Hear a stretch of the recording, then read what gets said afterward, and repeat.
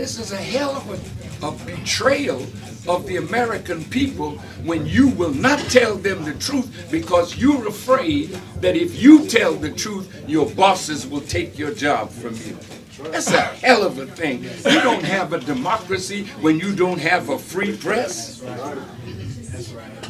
You're all slaves and you love it. So you deserve what you get. The erosion of your democracy. You'll soon be the laughing stock of the world.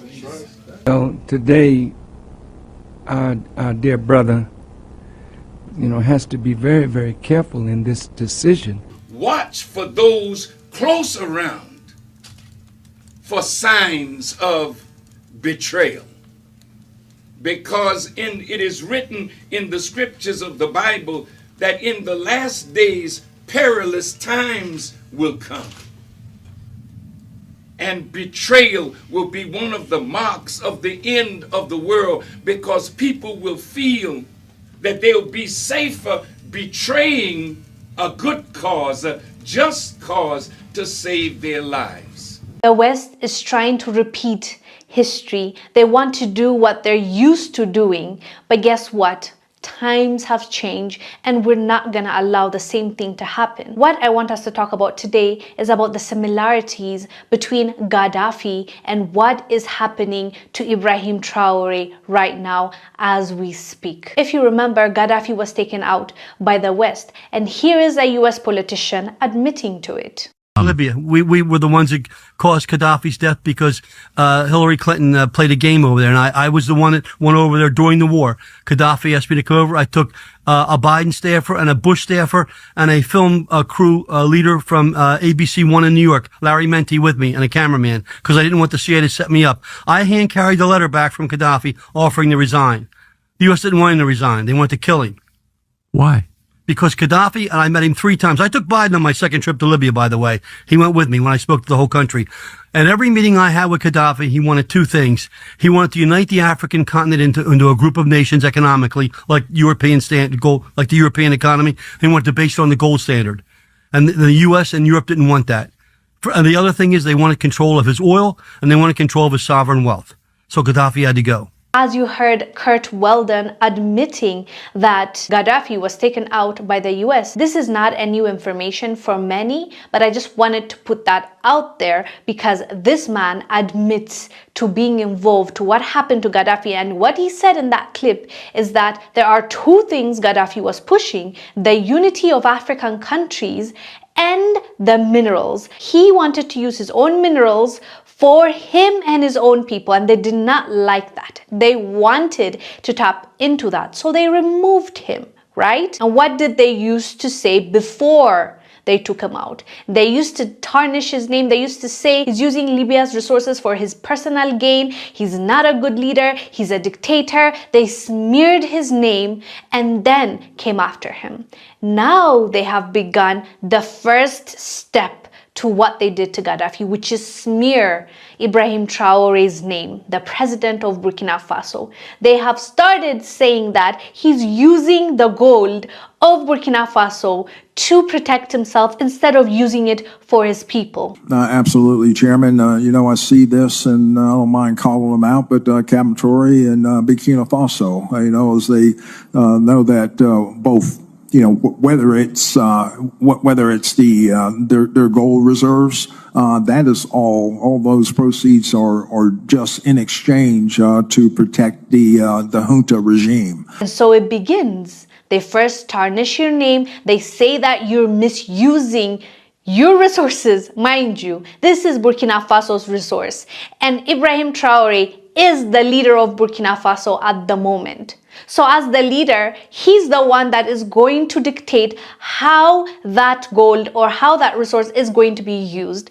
But guess what? The United States want to pick and choose who can run Burkina Faso, who can use the resources. The same thing they did in Libya. And look at Libya right now and look at what they were able to do to Libya. So now when they're trying to repeat history, guess what the people of Burkina Faso and Africans as a whole are saying?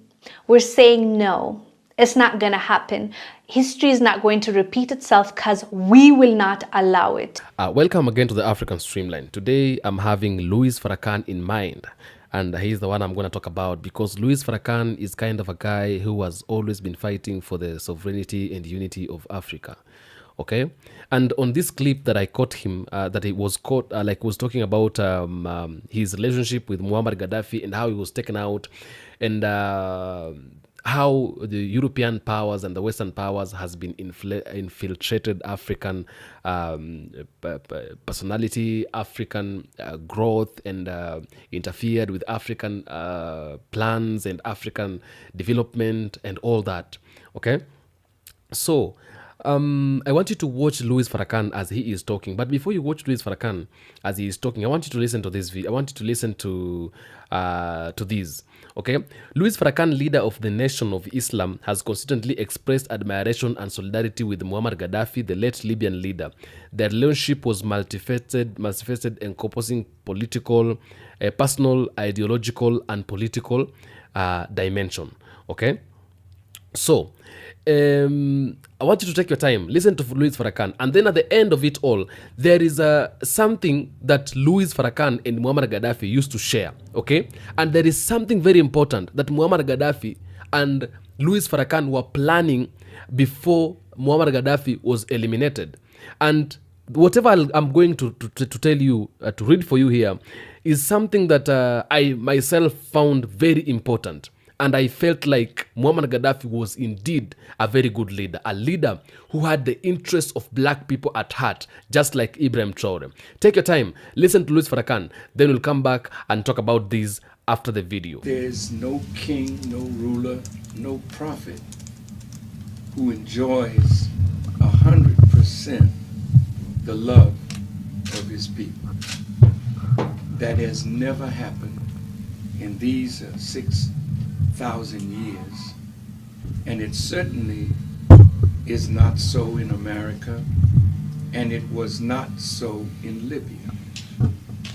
I never lived in Libya, so I don't know Libya like the Libyans know Libya. But I know something of the good of Muammar Gaddafi that made me to love him as a brother and to feel a great sense of loss at his assassination. Before I say to the public some of the things that Brother Gaddafi did that can be proved at no limit of time, I'd like to read to the public Brother Gaddafi's last will and testament that came out sometime yesterday. As you know, Brother Muammar Gaddafi was offered asylum in other countries. He refused to leave Libya. And as you know, he said he would be martyred in Libya.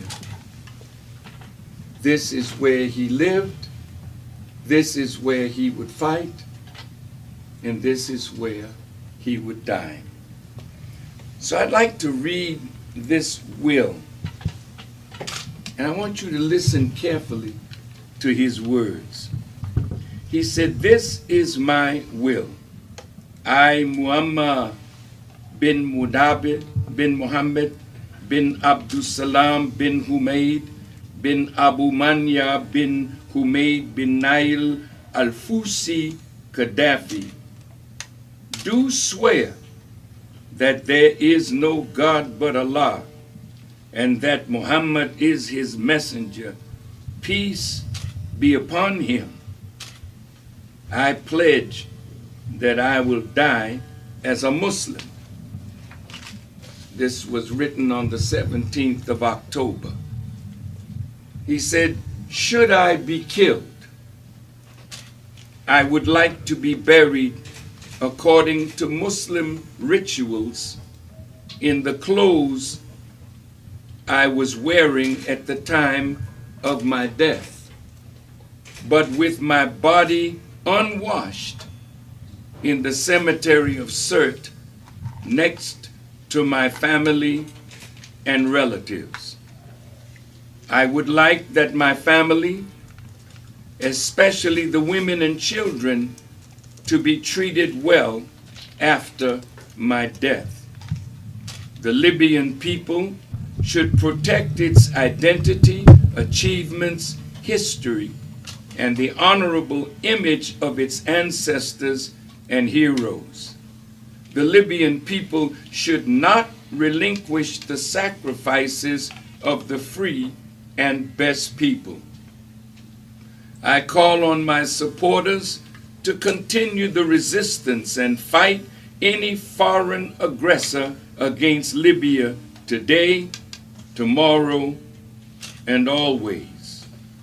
Let the free people of the world know that I could have sold out our cause in return for a secure and stable personal life.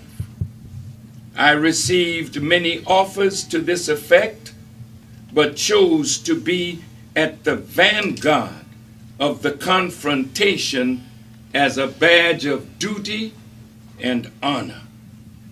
Even if we do not win immediately, we will provide a lesson to future generations that choosing to protect the nation is an honor, and selling it out is the greatest betrayal that history will forever remember, however they try to portray this. This was the end of his will. He was killed in a military uniform. He wanted to be buried in the khaki clothes that he was wearing. And of course, you heard the news that they took his body out in the middle of the night. He and his son, Mutasim, who we have in a picture meeting with Hillary Clinton a year and a half ago and shaking hands with Secretary of State Clinton, which should show the world that shaking hands with your enemy and receiving a pat on the back from your enemy should never lull you to sleep that the enemy has changed. The enemy is the enemy. And when you fall asleep on that knowledge, that is when the enemy will take us out. The betrayals of his inner circle. Don't think that that is overseas. That is in our own house. And we today need to watch for those close around for signs of betrayal. Because it is written in the scriptures of the Bible that in the last days perilous times will come.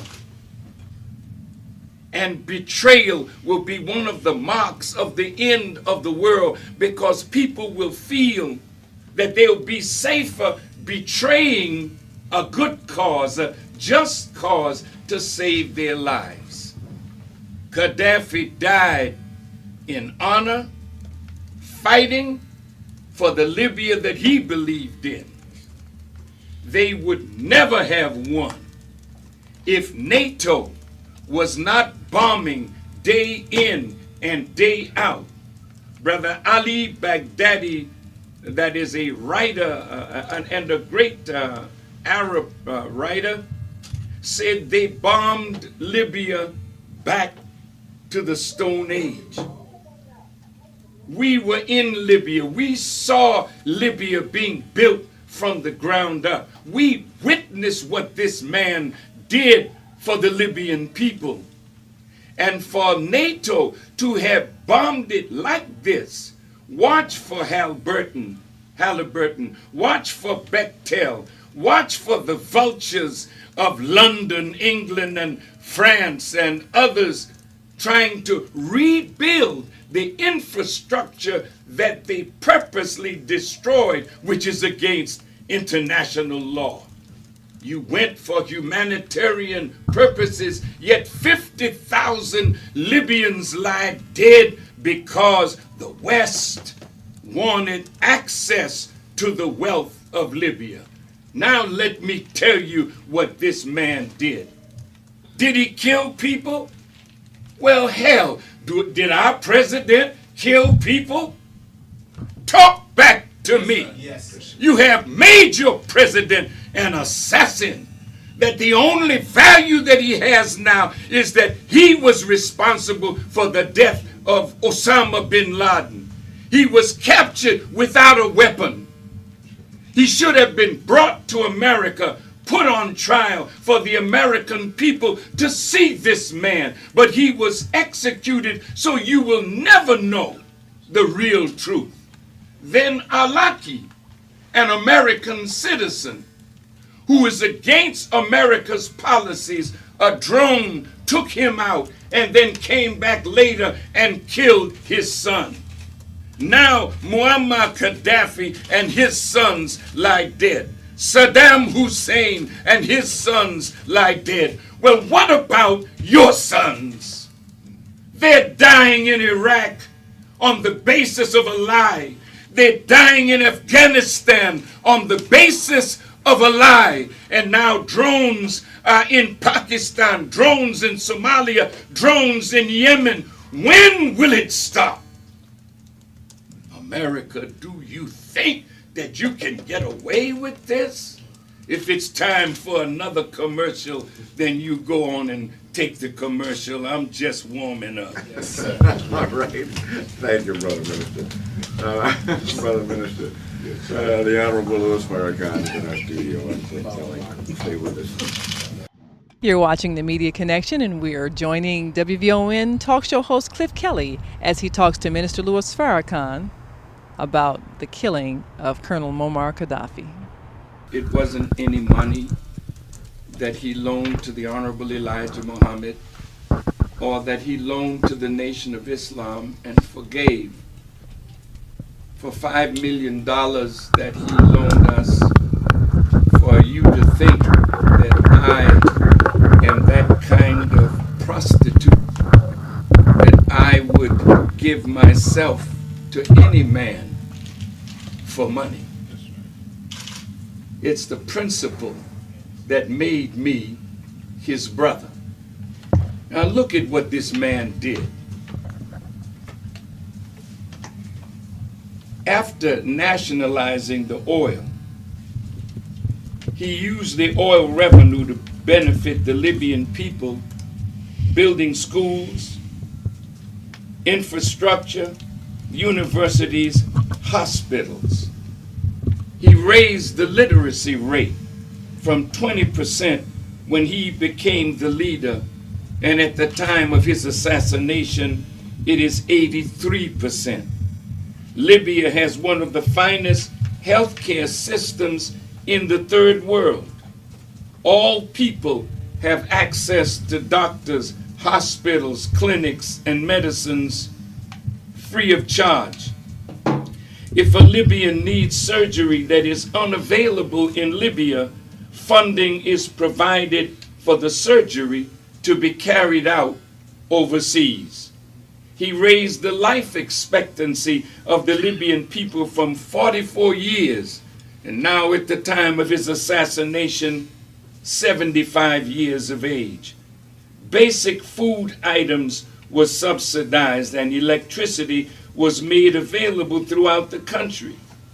Brother Muammar Gaddafi has set up huge irrigation projects which were established in order to support a drive toward agricultural development and food self-sufficiency.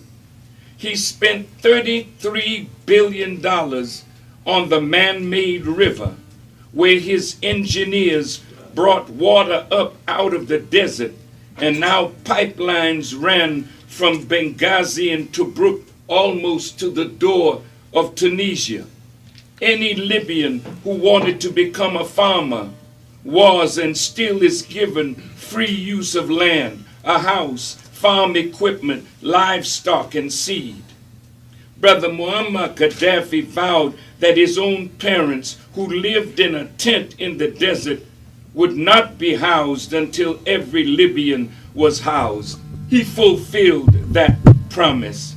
Under the revolutionary leadership of Muammar Gaddafi, Libya has now attained the highest standard of living in Africa. Money from Libya's oil revenue is directly deposited into the bank account of every Libyan. Women have full access to education, employment, and he has enabled women to serve in the armed forces. And this is most important. Gaddafi was the first and the only leader in the Arab world to formally apologize for the Arab role in the trade in captured Africans. Gaddafi acknowledged that the black Africans were the true owners of Libya and proclaimed in his Green Book, quote, "The black race shall prevail throughout the world." Now, Brother Gaddafi took oil money and started moving the Organization of African Unity toward the African Union, with a goal toward uniting 53, now 54 nations in Africa to the United States of Africa. Whenever we called Africa, our call had to go through Europe. And over $500 million went to Europe. But Gaddafi put up 400 million, and the rest of Africa put up 100 million and put up an African satellite. Now you can call directly to Africa from anywhere in the world without going through Europe. He asked the African nations to stop sending their raw materials to Europe to be made into products and then sent back to Africa to be paid for in an exorbitant price range. He wanted the Africans to take their raw materials and make them into products and then sell their products on the world market. This is the man that was assassinated, and I'll close this point. The minute he wanted Africa united, America, Britain, France, Germany, Europe was against it. So they set up NEPAD, a new economic development pact. Gaddafi was against it. Sarkozy came up with another plan to take all the North African nations that are Arab and unite them with the nations of Southern Europe. Gaddafi rejected that. America wanted to set up on the African continent African as a launching pad for the recolonization of Africa. Gaddafi was against that. I read an article by the Jewish man from a Zionist that was the former assistant to Rumsfeld. I can't call his name. Who? Pearl? No, not Pearl. Wolfowitz. Wolfowitz, yeah. Wolfowitz. Hold your point, Minister. We got to go to a top of the hour break. That's the kind of information that I wanted you to give us. You're watching The Media Connection, and now we're going to hear some candid words from Minister Louis Farrakhan as he speaks to the media and their role in exposing what he believes is the truth that's not being told. Let's join Cliff Kelly and Minister Louis Farrakhan. This is a hell of a betrayal of the American people when you will not tell them the truth because you're afraid that if you tell the truth, your bosses will take your job from you. That's a hell of a thing. You don't have a democracy when you don't have a free press. That's right. You're all slaves, and you love it. So you deserve what you get, the erosion of your democracy. You'll soon be the laughing stock of the world.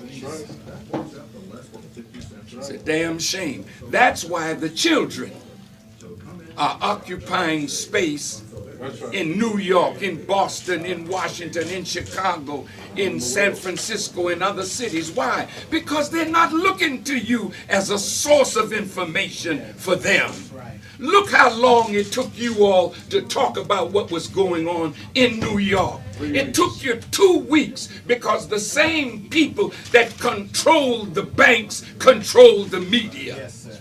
You all know it, but you're afraid to say it. But God put it on Farrakhan to say it for you. And maybe one day you'll get some courage to stand up and give America free media, a real free fourth estate.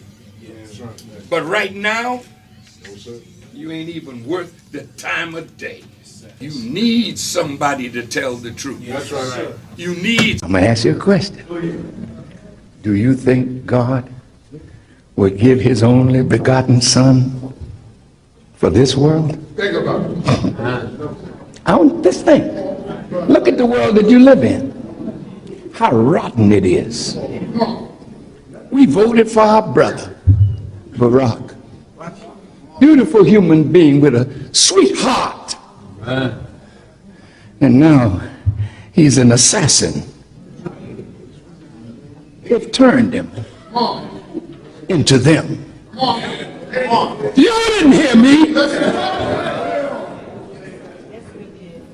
They turned him. They brought him to England. See? Oh, now he can stay in Buckingham Palace. Nobody stayed there. Just a few presidents. Why him? Why? See, we know this enemy.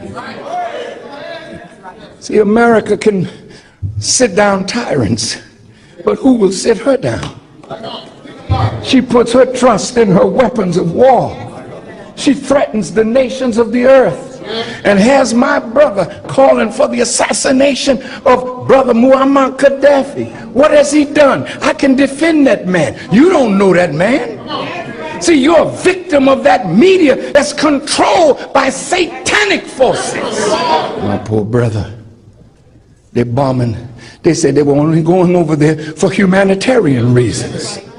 We're going to stop Gaddafi from killing his own people, and we believe that. You've been deceived. You talk about a man killing his own people when you lie to the American people saying that Saddam Hussein had weapons of mass destruction. When you lie and then take innocent young men who come to serve their country and send them to die in Iraq, in Afghanistan, over lies, that's a murderer in the White House. Who will say it? I will, because I have a power behind me that is bringing America to judgment as we speak. I want you to hear this. I want you to listen to this. Louis Farrakhan and Muammar Gaddafi had a personal relationship. Okay? There was a personal and financial support. Farrakhan and Gaddafi maintained a close relationship, with Gaddafi offering significant financial support to Farrakhan's initiative. Okay? In the 1980s, Gaddafi provided a 5 million loan to Farrakhan, 5 million loan to Farrakhan to aid in economic programs for black Americans. Economic programs for black Americans. So Muammar Gaddafi was taken out, but Muammar Gaddafi had the interest of black people at heart. Muammar Gaddafi loved black people all over the world, and he cared for them. Black people, these are African Americans we're talking about, black Americans who were in the United States of America. Farrakhan was given 5 million by Muammar Gaddafi from Libya in Africa to be able to to be able to do what? To provide, to be able to to aid an economic program for black Americans. So this gesture was rooted in Gaddafi's expressed solidarity with black struggles and his opposition to what he perceived as American racism. He never liked how black Americans were being resisted. He never liked how black Americans were being treated, and therefore he was able to do this. There was a political and ideological alignment between Muammar Gaddafi and Louis Farrakhan. Farrakhan viewed Gaddafi as a champion of African unity and self-determination. He praised Gaddafi's efforts to redistribute Libya's oil wealth to benefit its citizens, contrasting these with the economic disparities in the United States of America. Okay, so Farrakhan also criticized Western nations for the opposition to Gaddafi, suggesting that their animosity stemmed from Gaddafi's commitment to economic democracy and his challenge to Western imperialism. Okay, there was also a mourning and a critic of Gaddafi's death, because these two people were good friends, they were close. So following Gaddafi's death in the year 2011, Farrakhan condemned the manner of his demise, describing it as an assassination orchestrated by Western powers. Okay, he expressed a deep sorrow, liking the loss of a close family member, and warned of potential repercussions for the West due to their actions. Shared visions for black empowerment. Both leaders shared a vision of black empowerment and unity. Gaddafi supported Farrakhan's Millions Man march in 1985 and offered substantial financial backing for initiatives aimed at uplifting black communities, okay, in the United States of America. Farrakhan viewed Gaddafi's support as a manifestation of genuine concern for the welfare of black people and a challenge to the status quo. In summary, Louis Farrakhan's sentiments towards Muammar Gaddafi were characterized by admiration, gratitude, and a shared commitment to challenging Western hegemony and promoting black empowerment. So when you see Louis Farrakhan speaking with a lot of anger, Louis Farrakhan understands that Muammar Gaddafi was indeed a good person. And he was taken out by these people because these people for years have always tried to take out the people of Africa who are trying to actually save the country, the continent of Africa. Anytime they feel like someone is coming out to try and save Africa, they want to take him out. Right now, Ibrahim Traore, we have been able to see many attempted coups. We've seen like about 20 assassinations on Ibrahim Traore because he is like Muammar Gaddafi. He is like Thomas Sankara was also taken out. He is like Patrice Lumumba, who was taken out. He is like Kwame Nkrumah. Every great leader who tried, okay, to save this continent, they took them out. And Louis Farrakhan is condemning and he is criticizing that thing so much. He wants Western powers to leave Africa and to leave black people alone, because black people do not want and black people do not need to depend on white people, do not need to depend on the Western powers, okay? So he is criticizing that so much in support of every other African great leaders who are coming up. We had him saying the other time, leave that brother alone. Leave Ibrahim Traore alone. And he asked every black people all over to join hands together in prayer to make sure we're praying for Ibrahim Traore, praying for his family, and making sure they are living a good life and a better life, so they can be able to continue saving Africa. Okay? It is very bad when Western powers would keep on eliminating and killing people. And people have spoken about it. People have talked about it. They say they are not going to be quiet. They were quiet when Muammar Gaddafi was being killed. They didn't know what was happening. They were lied to. But it is not going to happen anymore. Okay? Do let me know what you've said in the comment section on this issue. I'll do my best to make sure I read all the comments and give a response. You've listened to Louis Farrakhan, what has been able to say.